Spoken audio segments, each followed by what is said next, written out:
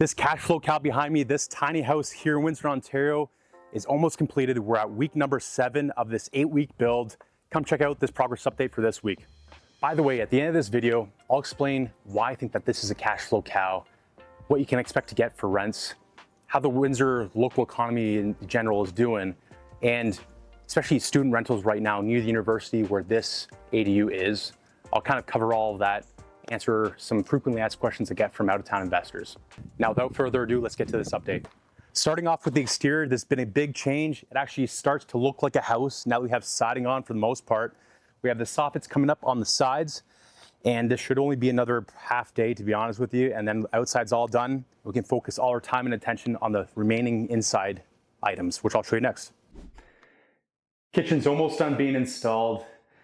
Honestly, not my favorite color, but this is what the client wanted. Some gray and the handles too, just standard. They wanted to kind of keep this on the cheap side of things. Their actual blueprint said to have an overhang for the island. So if you can see that, they're hoping that would make the space look a little bit more open. I was personally saying that you need another cupboard there, just more storage. But again, we're giving them what the client wants. And you can see here, we've got the space for the stove, the fridge, and then plenty of cabinet space up above. So it's coming along nicely here. Let's go to the bathroom. We got all the tile down. The shower's lagging behind a little bit, to be honest with you guys. Everything's boarded in terms of the cement board, but we need to actually start laying the tiles all around. And as you can see here, the bathroom's been mudded and taped, but it needs to be painted. So we've got everything else painted actually, if you really come quickly here. The whole place is painted in the kitchen, living space, main area. It's just the bathroom needs to be done next. A couple things got staggered and just slightly delayed. We were actually fighting for a little bit again with the exhaust vent and the inspector there and whether or not we need an HRV, which is typically for big new builds, but this is an ADU, it's small. It's not really necessary in my opinion, so that caused some delays in terms of giving the city what they wanted and getting approval. So actually we did capitulate. We made them happy we put it in because we were saying, you know what, we can't delay any further. I want to also note that we have all the flooring in. The tiling, we just need to get another strip because actually we're one box short, and then we'll put a nice transition strip there. But I want to also show you guys, look at how clean this is.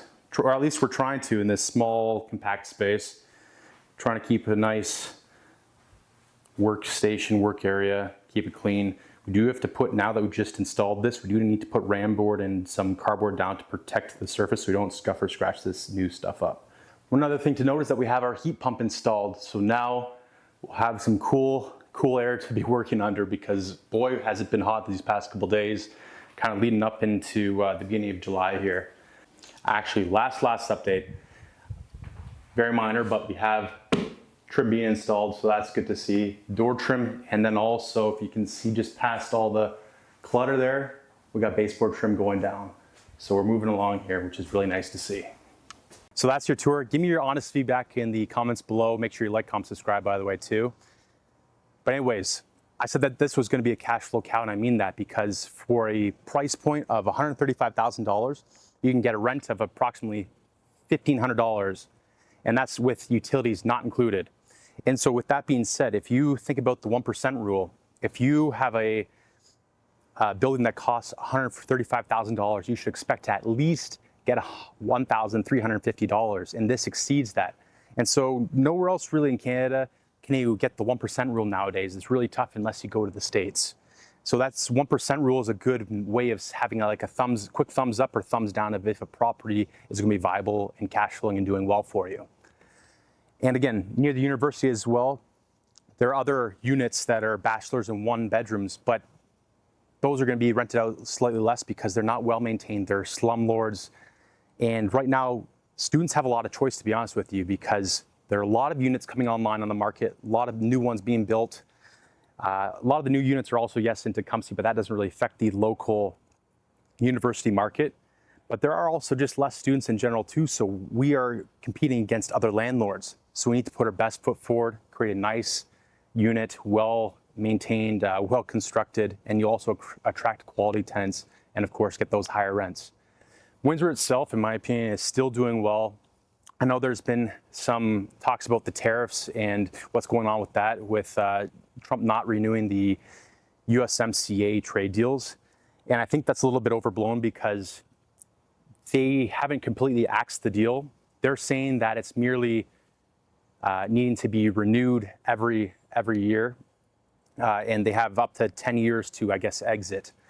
And so in that time, they'll be negotiating to get a better deal for themselves. But it doesn't necessarily kill the local economy here in Windsor. Although, yes, it is causing fear, it's not totally decimating us, at least not yet. So I try to look at this as a glass half full. Another negative that some people are saying right now is that the Gordie Howe Bridge has been delayed yet again, and that Trump has also gotten a lot more money from the actual tolls that are going to be made. Like, it's a 50-50 split now. And I don't really think that'll hurt our Windsor economy. It's more at the federal level. But what will boost us is when that opens, we're going to get a lot more truck traffic through. And I think, generally speaking, it's also going to bring Americans over and Canadians vice versa. Just the flow of commerce will continue. This is just a kind of a blip in the road with the 4-year administration with Trump. So I think people just see, oh, orange man bad, and they shut off their logical side of their brain sometimes, no offense. But I digress.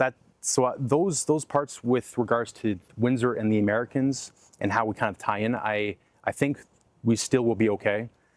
In terms of the market in general, the sales are stagnant for homes, but rentals are still in demand, and that's why they just keep being built over and over again. So although rents have maybe decreased on average $200 across the board, new units that are coming online, you can still charge a premium. I know it's not a direct comparison, but I know there are still units that in nice condos going for almost $3,000 all inclusive, which is pretty nuts to hear about.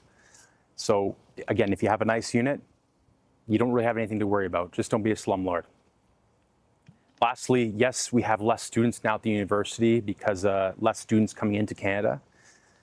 Yes, that's affected the rental market a little bit, but depending on the street that you are in around the university, you can still attract good tenants, even if they're long-term tenants, not student tenants. Yes, if you're a little bit more west on the west side of the bridge, or in certain pockets of the university, pockets like the street of Rankin, where there was to be honest, I think there's a murder a couple of years back.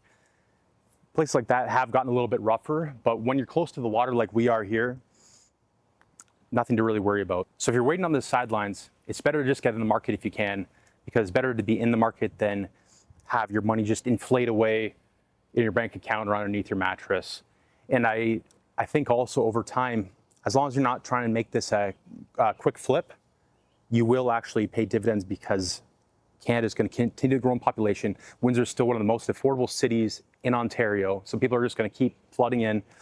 We have strong economic fundamentals. We had a mega hospital coming. We have, like I said already, the Gordie Howe Bridge. We have a lot of other investments with infrastructure. We're going to have a huge subdivision and area just south of the airport being developed. So the government is injecting money. The economy might be stagnant now, but we're going to start taking off in a couple of years if you just give it time, and you won't regret jumping in the market. I think personally it's just better to take action. Even if it's imperfect action, at least you can fail forwards. You can make mistakes, take your next step, and your next step, and your next step. And then you're still going to be well ahead of someone who was sitting back trying to make their first step and make it perfect. Because by the time they make that one perfect step, you've already made 10 steps. And yeah, 8 or 9 of those failed, but that 10th step, you're already leaps and bounds ahead of everyone else. So just keep pushing forwards.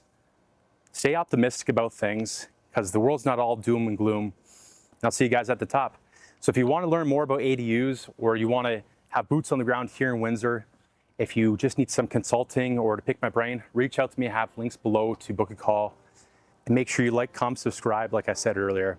And I'll make a request. If you know anyone that wants to build an ADU or is thinking about it, share this video with them, share my contact with them. I'd be happy to talk to them. I'm here to help and serve and get people out of the rat race, have some retirement funds, whatever you need to have a separate piece of income. I think this is a great way to do it, especially in Canada right now. So please reach out. Happy to help. See you in the next one. Bye.